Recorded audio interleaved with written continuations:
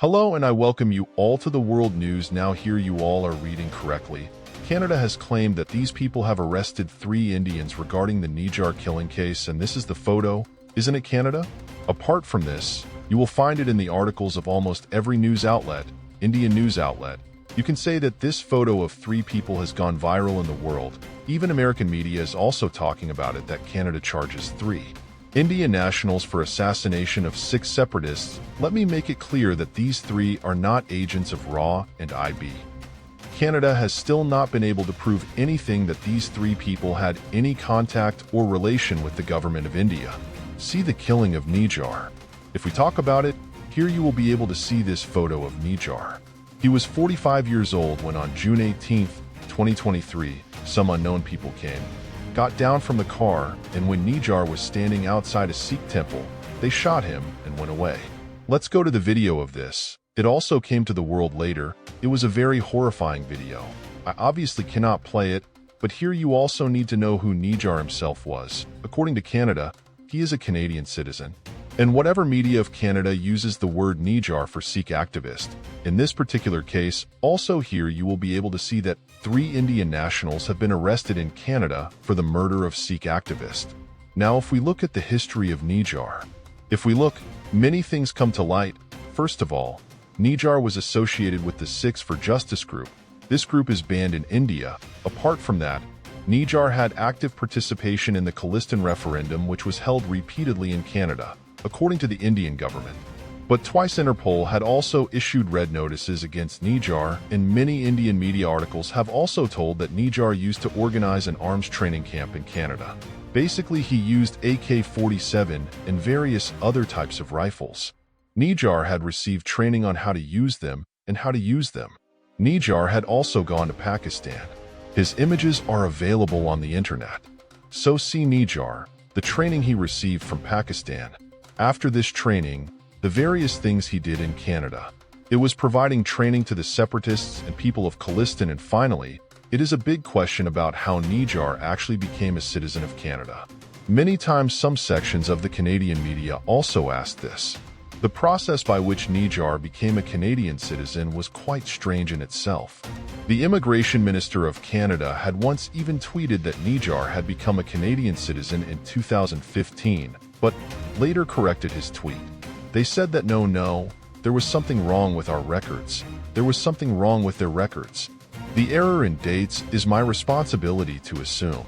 They said this and later clarified that according to them, Nijjar had become a Canadian citizen in 2007, and in June Nijjar is killed in 2023, and after that, on September 18, 2023, the Canadian Prime Minister stands in his parliament and says that the Indian government had a hand in killing Nijjar. They did not have any proof at that time. They presented some evidence to the world. It was not kept, but the Canadian Prime Minister was repeatedly saying that he had credible evidence to show that the Indian government and Indian agencies had a hand in killing Nijjar, and later this claim of Canada got a little support from Five Eyes. From the country USA, I have already told you that Five Eyes is an intelligence group where you will find Canada, US, Australia, New Zealand, UK. These 5 countries share in-depth intelligence information among themselves. David Cohen, who is the ambassador of USA to India, said that we have seen that some information has been shared with Canada. What was that information again? Does it genuinely prove that India had a hand in the killing of Nijjar? Cohen did not say anything about it, but Canada was continuously claiming this from its side. That Nijjar died because of the Indian government, and eventually the relations between India and Canada start deteriorating. India officially said that Canada is a safe haven, a place where you can live safely. Canada is a safe haven. Apart from that, for terrorists, India also said that a lot of anti-India activities are happening in Canada, and at the same time we also saw that on the request of India, Canada expelled 41 of its diplomats from India.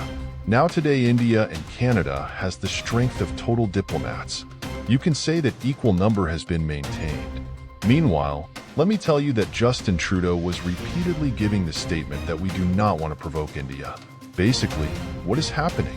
Justin Trudeau wants to play politics in Canada on this issue of Khalistan Nijjar, He wants to get the votes of Sikh voters, and at the same time, he is also trying to make India proud even after speaking against India. India has openly said that Canada is not safe for Indians. Canada is a safe haven for terrorists.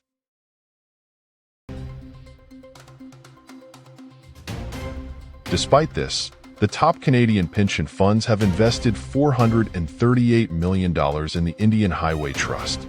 Now let me explain to you what this means. Many Canadians have handed over their money to the Canadian government every month, or in a lump sum manner in the hope that is, when they grow old, at the age of 60 to 70 years, the Canadian government will regularly provide them pension every month. Now it is the responsibility of the Canadian government to invest all the money that has come to them in a country which is absolutely safe, where investment will definitely grow, and it is interesting that even during all this diplomatic issue, Canada has invested a big chunk of its pension funds, which are the most important funds on which the government has the maximum responsibility. $438 million in the Indian Highway Trust. This has been done with the hope that we will get some return around 8 to 10% in the pension fund, which we have to return tomorrow. If they will be able to return this money to the Canadian citizens, then it is the responsibility of the Canadian government. It is quite interesting to see now. Now it has to be seen in the coming time that these three people who have been arrested, the name of one is Karen Brar, the name of the second person is Karanpreet Singh, and third one is Karanpreet Singh. According to Canada, are these three people members of a gang? They say, what statement do they give? If one of them, under pressure from the Canadian authorities, says that yes, I had talked to an agent of RAW, I had talked to an agent of IB, then there may be a problem, but till now nothing like this has happened yet.